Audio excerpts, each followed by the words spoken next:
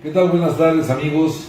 Es un gusto estar aquí en cápsula noticiosa de medicina a través del programa de 5 Mujeres, 5 Radio. Y vamos a hablar ahora cortamente de un tema que se llama infertilidad. La infertilidad es un diagnóstico que está contemplado en las guías de práctica clínica de las áreas de ginecobstetricia y que tienen que ver en dos aspectos importantes. La infertilidad se define como la situación que vive una pareja que tiene vida sexual durante un año sin ningún método anticonceptivo y no puede embarazarse. Y esto es y después de 40 años es muy difícil, tienen que pasar a biología de alta complejidad, y eso es con centros de inseminación artificial que la ley no permite que entren a protocolo. Los médicos ginecobstetras que no tenemos el adiestramiento en medicina reproductiva, podemos manejar un límite que se conoce como baja complejidad. Y aquí voy a ser muy concreto con ustedes y les diré que la baja complejidad implica el estudio de los espermatozoides del varón y de las hormonas básicas y los órganos normales de la reproducción humana en la mujer. Si una mujer de 28 años, quiero poner un ejemplo, llega con su esposo de 32 años y me dice: doctor, fíjese que no nos podemos embarazar, el primer paso que debe dar el médico ginecobstetra en el área de baja complejidad es estudiar qué nivel de espermatozoides tiene el varón. Y para ello se utilizan criterios internacionales que se llaman criterios de Kruger, en donde vemos la cantidad de espermatozoides expulsados a través de una masturbación, qué cantidad de volumen de líquido esmermático o espermático expulsa, cuál es el pH, qué porcentaje tiene de motilidad de los espermatozoides, qué porcentaje tiene de estructura normal los espermatozoides, contemplando que tienen 3 partes: la cabeza, el cuello y la cola, cuánto va a durar exactamente su licuefacción, que no debe ser de más de 60 segundos, y al final poder calificar si los espermatozoides tienen criterios de Kruger suficientes, que se habla de porcentajes, deben de ser de más de 20 millones la producción, deben de ser de más de 20% de normales, debe de tener motilidad de más del 20% también de toda la cantidad de espermatozoides, y si el hombre está en condiciones correctas en su resultado de espermatobioscopía, entonces vemos a la mujer. Y la mujer, bueno, tiene una serie de estudios ordenados en donde comenzaremos a pensar si la mujer tiene Papa Nicolau reciente, en donde no hay infecciones de transmisión sexual, que tenga un útero de tamaño y forma normal, que las trompas estén permeables, si tiene antecedentes de cirugía de apendicitis, de hernia inguinal o de infecciones frecuentes en la pelvis, puede ser que tenga taponamiento tubario, y para ello tendría que estudiarse entonces, en orden, el cuello, el útero, las trompas, y las trompas, por supuesto, que tienen que verse con permeabilidad, que es un estudio que se llama histerosalpingografía. Con ello, continuaríamos estudiando exactamente las hormonas básicas de lo que implica el eje hipófisis, hipotálamo, ovario, para saber si la paciente está ovulando. Y diciéndolo muy concretamente, se piden entonces, en el tercer día del ciclo, tomando en cuenta el primer día de sangrado como primer día del ciclo, se debe de pedir, y es muy fácil, lo pueden apuntar ustedes con esta cápsula posteriormente, se tiene que pedir estradiol, hormona folículo estimulante, hormona luteinizante y prolactina. Estos estudios se hacen en el tercer día del periodo menstrual, o sea, menstruando la paciente, ahí se hace la prueba en sangre. Y en el día 21 del mismo ciclo, contando del primer día de sangrado al día 21, ahí se toma la progesterona sérica, esto es en sangre.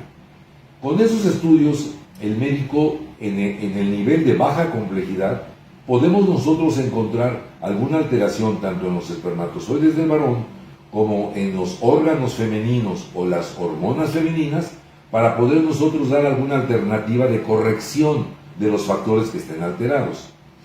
En caso de que la paciente durante 6 meses, de 6 meses a un año, estando con nosotros en baja complejidad, no logre el embarazo, entonces es factible que tenga que hacerse otro tipo de estudios, y entonces la mandaríamos nosotros con alta complejidad a biología de reproducción.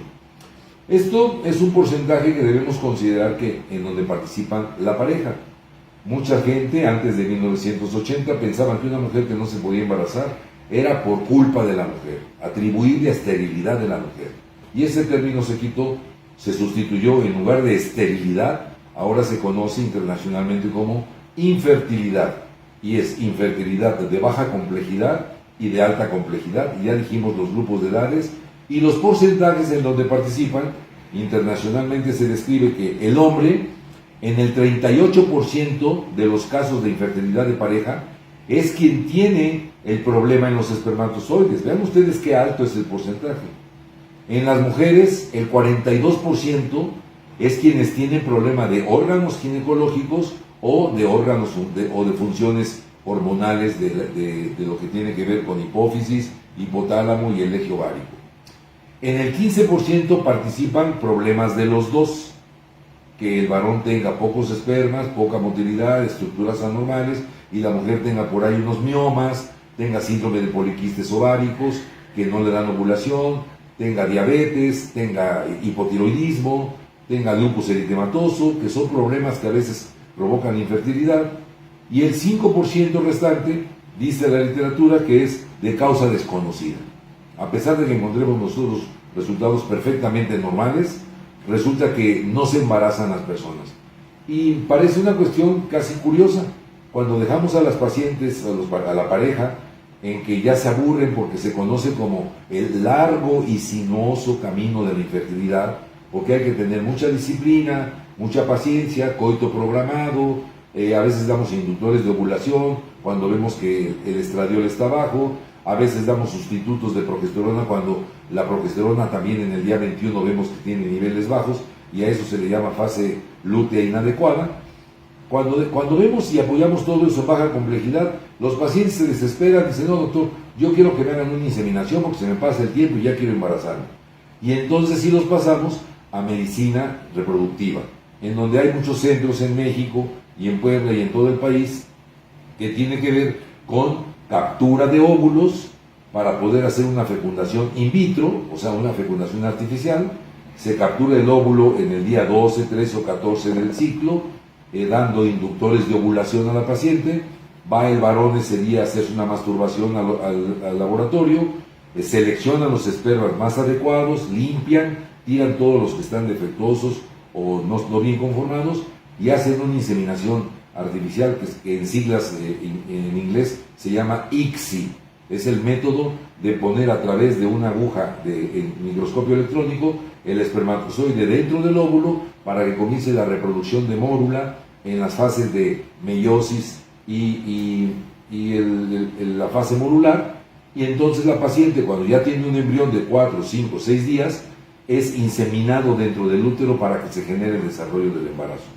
Es un tema interesante, es un tema que tenemos que particularizar. No es tan fácil dar un tema para toda la población, y toda la población se va a manejar en idénticas circunstancias.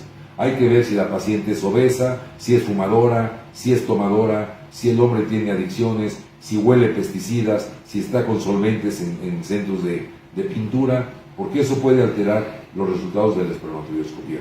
De tal modo que esténse muy pendientes, porque en estas cápsulas informativas de este extraordinario programa vamos a abordar temas interesantes que seguramente a ustedes les van a dejar un provecho de orientación, y cuando ustedes los escuchen podrán ir con su médico de confianza, en este caso de infertilidad u otros temas de ginecología que tratemos, para que puedan entonces particularizar su caso, individualizar su situación y dar una alternativa de solución para el éxito de su vida reproductiva. Me da mucho gusto saludarles. Soy el doctor Eduardo Sánchez Carrillo, ginecobstetra y colposcopista, y me encuentro aquí en la ciudad de Puebla a sus órdenes. Si procede, daría yo el teléfono donde esté a sus órdenes, que es el 2222 25 71 71. Lo repito, 2222 25 71 71. Y los 365 días del año, a toda hora, tenemos contestación de las llamadas que nos hagan para requerir servicios, y con mucho gusto estamos a sus órdenes. Saludos a todo el staff de 5 Mujeres, 5 Radio. Muchas gracias.